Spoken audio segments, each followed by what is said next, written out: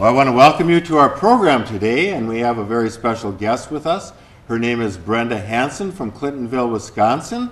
And so, Brenda, it's so good to have you with us today. Nice to be here. Brenda's a very impressive gal. She's done a lot of things. She's a speaker, she's a writer, she's done a lot of editing, and she's also been the director of a pregnancy resource center in Waupaca, Wisconsin.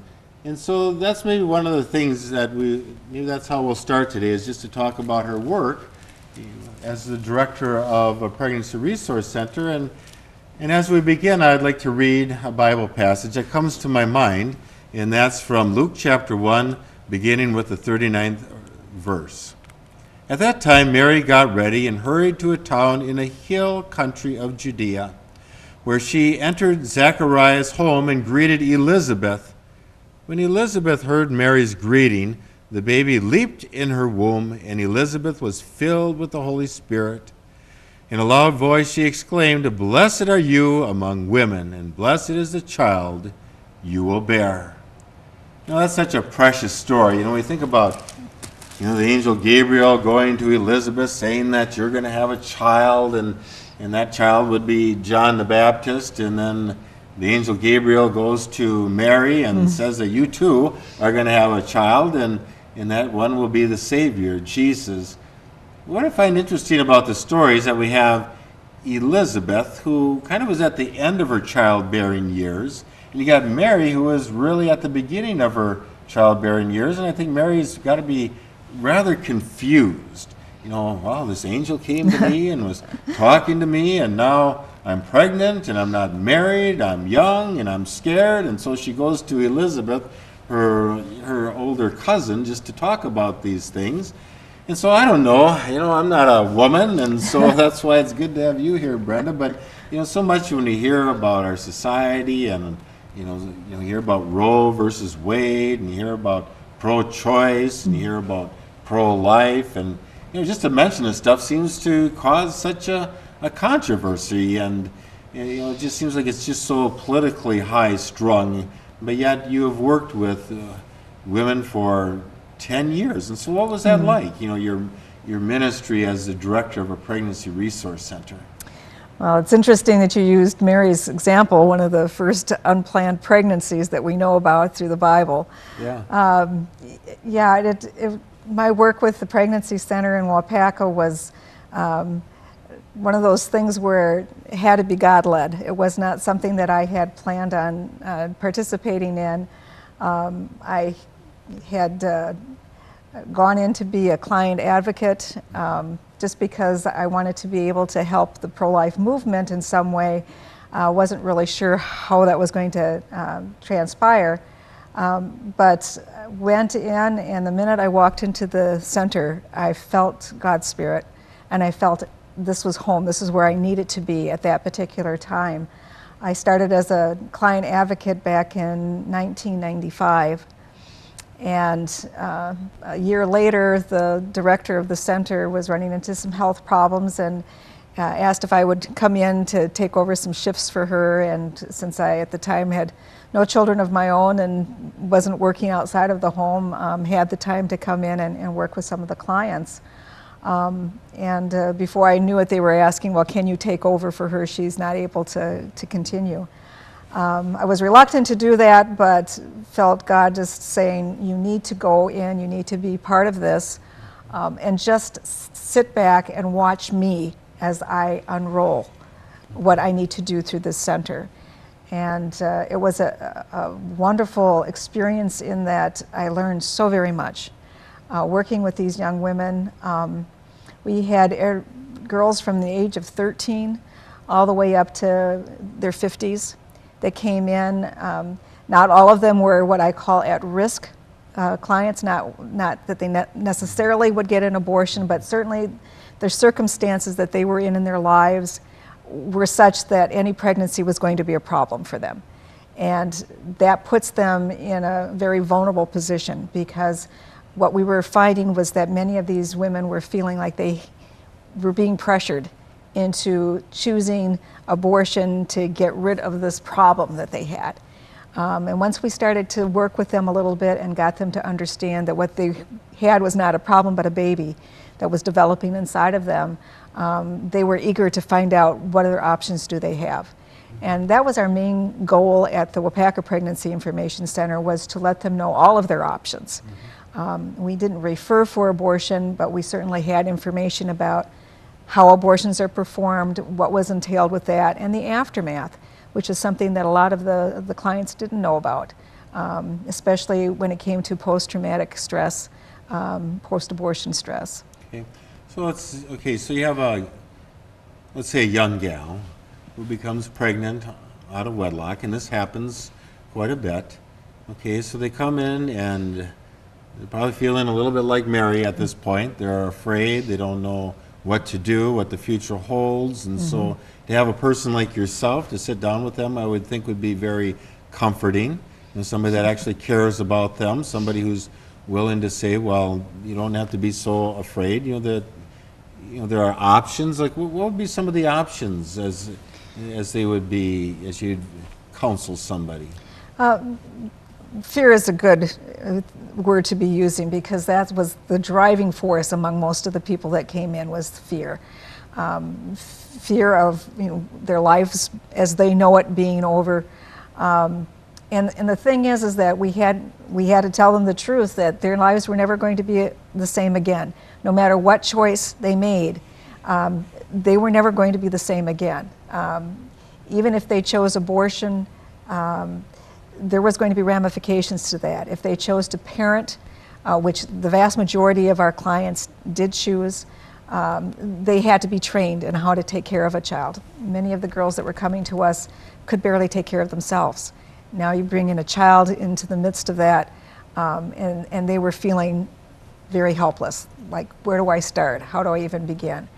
We encouraged adoption as much as possible, but in the United States, the adoption laws are very, very difficult for these young girls to work with. They have to get permission from the father. The father has to waive his rights in order for that baby to be adopted, which can bring up all kinds of problems. For example, they may not even know who the father is. If they've had several men that they've been seeing sexually active with, they may not know which is the father. And so each one of those men he had to go back to and get the waiver from.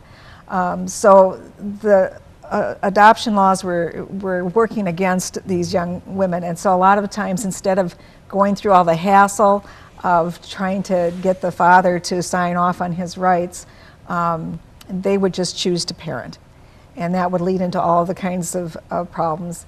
Either that, or they would choose abortion, and again, the ramifications of that were incredibly stressful for the woman to have to deal with the aftermath of that.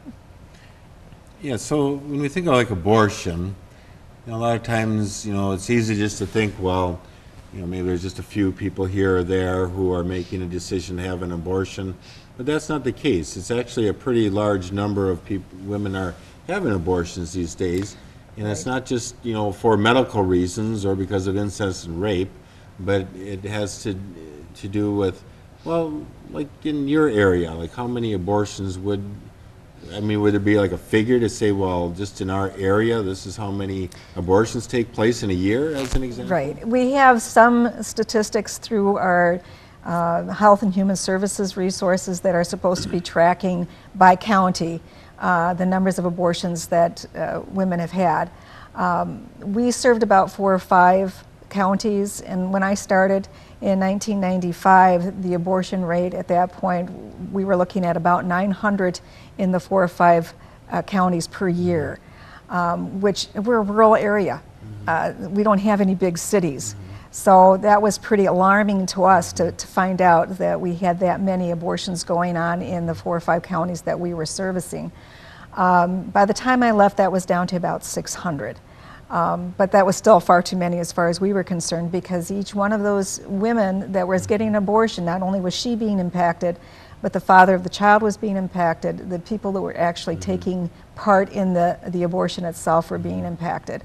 And so we were looking at that and saying, we need to do more than just service these people if we can. We need to get the word out to the public at large that this is going on. It's not a little problem.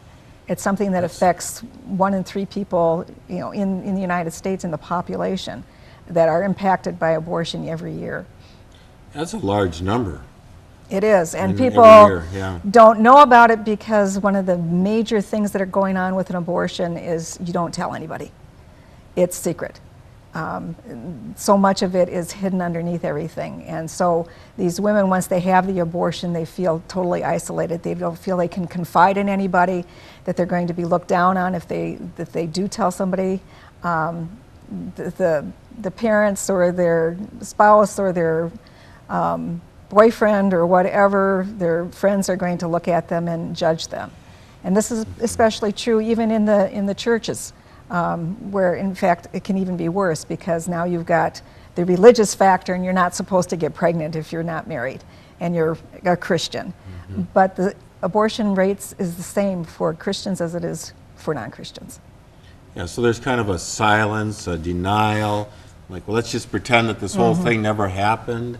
And that sounds like it'd be so simple to say, well, okay, I made a mistake, so to speak, and now, I mean, it's just all these arguments, which I know that as pro-life people, to say, well, no, this wasn't in an accident, or this isn't a mistake. Once again, this is a child.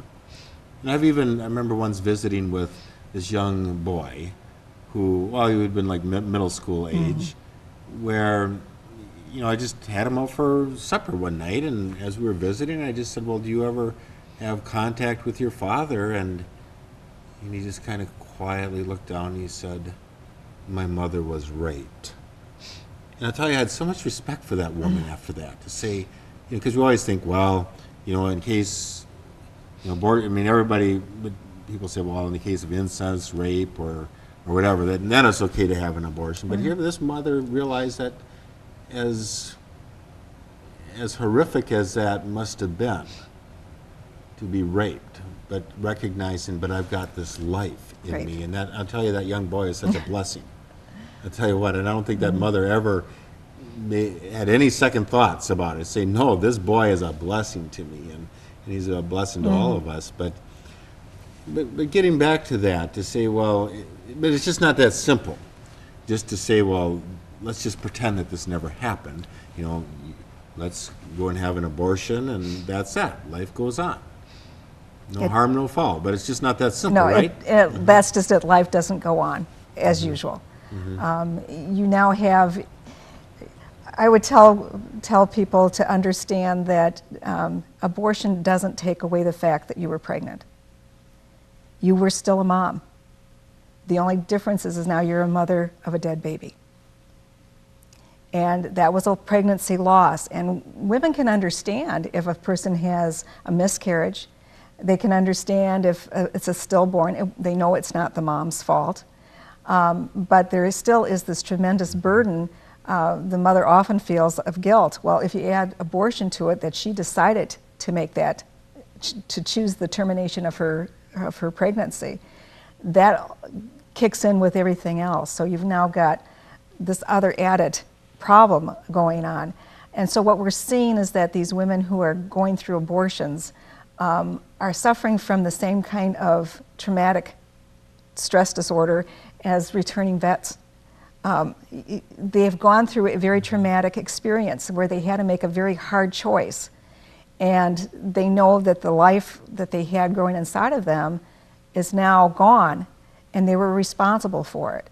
Now that doesn't go away just because you don't want to think about it.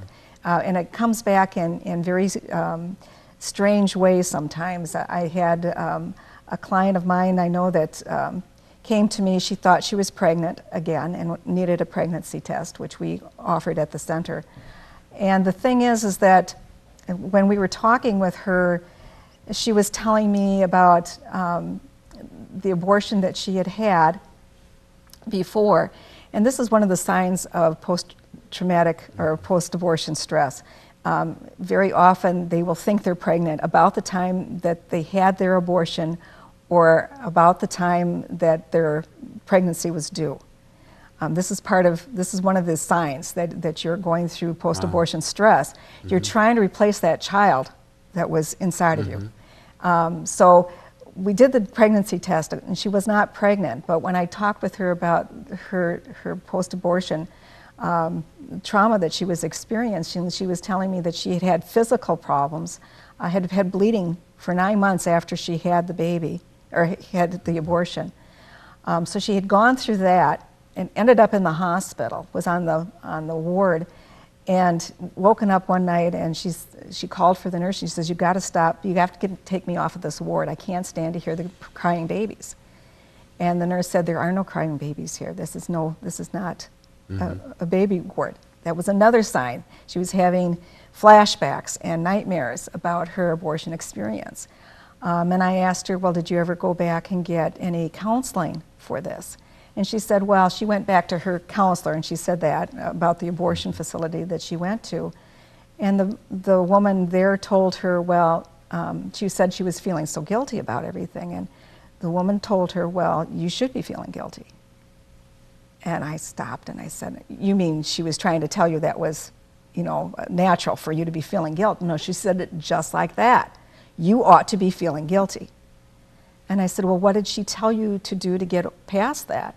And she said, well, she recommended that I donate my eggs to a clinic down in Milwaukee, where they'll use my eggs for an infertile couple. I didn't have the heart to tell her that they probably weren't going to use it for that. They were probably going to use it for experimentation. But she did go and sell her eggs to this clinic in Milwaukee. They paid her handsomely for it, but she still had the symptoms of post-traumatic stress. So we're trying to deal with her, on a whole different level here. And this was common kinds of stories that I would hear from post-abortion women. So, yeah. Well, let's say that we have somebody watching today who, has had an abortion and is feeling a lot of what you're just describing. What would you recommend as far as, dealing with all of these emotions, and that God loves us and loves us unconditionally, that that there's forgiveness, that there's healing, that there's life, but yet it's obviously got to be a process that a person goes through, exactly. that a woman would go through in order to get to that point of healing and saying, well, I feel good about myself, and we got to start working on just heading off now into the future and focusing on the future, and not allow this all to be a ball and a chain that's preventing us from going on. I mean, what help would you suggest here? The best thing that I tell anybody, if they've had any kind of pregnancy experience, unplanned pregnancy experience, whether it ended in abortion or whatever, is go to your local crisis pregnancy center. Your pregnancy resource center is there to address these particular problems. What they'll help post-abortives do is to go through a grieving process, which is essential for any woman who has lost a pregnancy. You need to grieve through the loss, and you need somebody to give you permission to do that, especially in the case of those who have gone through an abortion. A Christian pregnancy resource center is set up exactly to do that, to help you go through that grieving process, using scripture, using Bible study, using just mentors and the love of God to help these people understand that, yes, you've made a mistake. We're all sinners. We all need to have forgiveness. We all need to grieve through our losses and move to the next level. I used to do quite a bit of work with people who have had lost pregnancies of one sort or another. And we had a Bible study that we would go through. And in fact, any of our volunteers who wanted to work with our clients who were post-abortive themselves, we needed to put through that course. So I would encourage them to do that. We worked with CareNet and Heartbeat International, two of the big networks for crisis pregnancy centers. They have hundreds of locations where you can get that kind of help. And so I would strongly suggest to anybody who has post-abortive or who needs some help with a current situation where they're in a pregnancy that's been an unintended or unplanned, need to seek out one of the referral sources. And it's as easy as getting on the internet and clicking on CareNet or Heartbeat International, and they'll have a whole list of centers that are in your area. Well, isn't that so good to know that there's hope and there's healing, especially when you're not allowed to share with, let's sweep this under the rug, but it's not so easy to do that when you've got all of what you're dealing with, but that you can go and seek confidential help and counseling that will bring you to a place of healing, and that's so important. Well, Brenda, yeah, that's such interesting and very important work that you have done, but I know that your life is, well, it's multifaceted, I guess we'd call it, in that you have also been a writer and a speaker, and I don't know if we're willing to shift gears and talk about that a little bit, but you have written a book. It's called The Fire Within, and it's a romantic mystery novel. And so here it is. It's The Fire Within by Brenda Hansen. And why don't you just share a little bit about this book? What is this book all about? Well, I started working with Stonecroft Ministries, which has the Christian women's connections across the country. I was their book chairman for our local club for a good number of years, and one of my jobs was to read all this wonderful Christian literature that came across my desk. And I would read through 100 or more books a year. And as I was reading through them, I would get to these Christian romances and the mysteries, and I had it figured out in the first chapter, what the mystery was or the romance, where it was going to lead. And I made the comment one day about, I could do better than this. My husband happened to hear that, and he encouraged me to go ahead and do that. So I started writing this book many years ago and got it published after 3 long years of working with a couple of different editors. It's just an inspirational romance with a little mystery thrown in about a girl who's working for a newspaper as a photojournalist, and it's fire and that kind of things going on. And the main theme of the book is, like we were talking before, about forgiveness and how you find forgiveness and how that locks into becoming a child of God. And so that's how I got started with that. I took a break from the Christian women's clubs when I started working at the pregnancy center for 10 years. When I came back from that, the first thing that happened was our area representative came to me and she said, well, you've been speaking for the pregnancy center all these years. I think it's time you spoke for Stonecroft Ministries. And so she encouraged me to sit down and write up a little faith story about my life and how I found and got into a relationship with Jesus.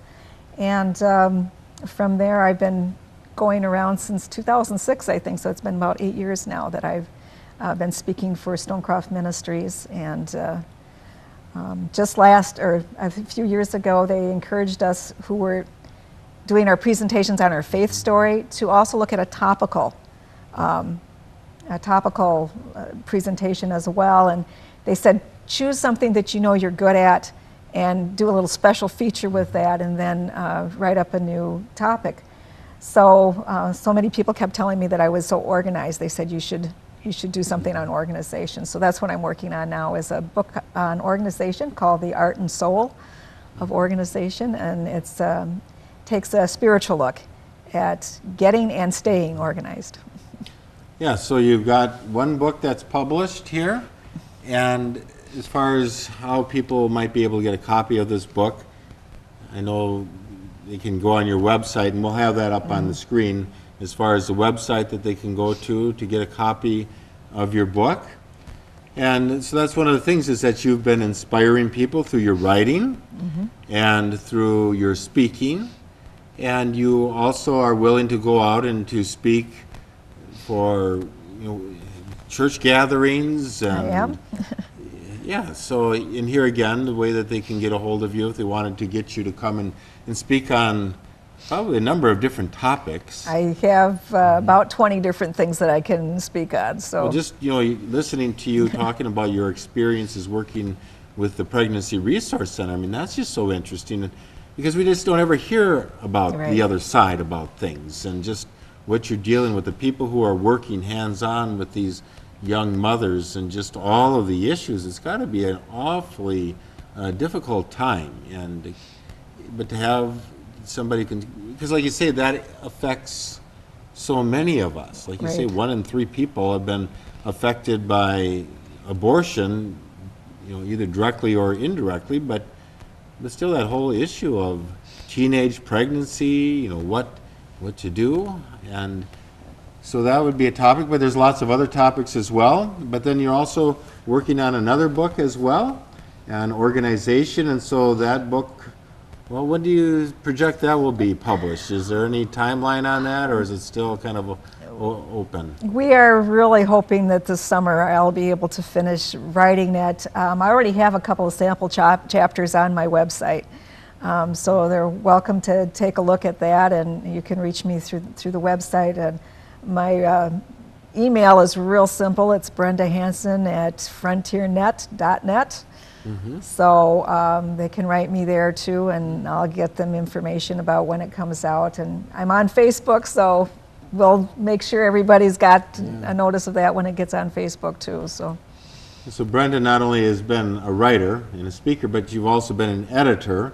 And so I would think that would be very helpful as far as writing books. I know in writing books, it's like, well, I got this thing written, but now who do you get to edit it? So it's like, this is, it's not such an easy thing to get a book published. And one of the big things is having it edited. And so, well, Brenda, I'm just so impressed. God has used your abilities as an instrument of His ministry and His work. You've touched the lives of so many people. You've been an inspiration to us. And so I just want to say to all of you is that if you're looking for somebody to come and speak at your church or for a retreat or whatever the setting may be, Brenda would be a very interesting person to have as a speaker.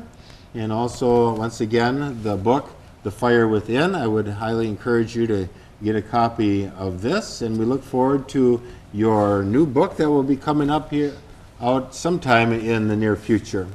Well, thank you for being a guest on the show, and I just want to thank all of you for joining us this day as well.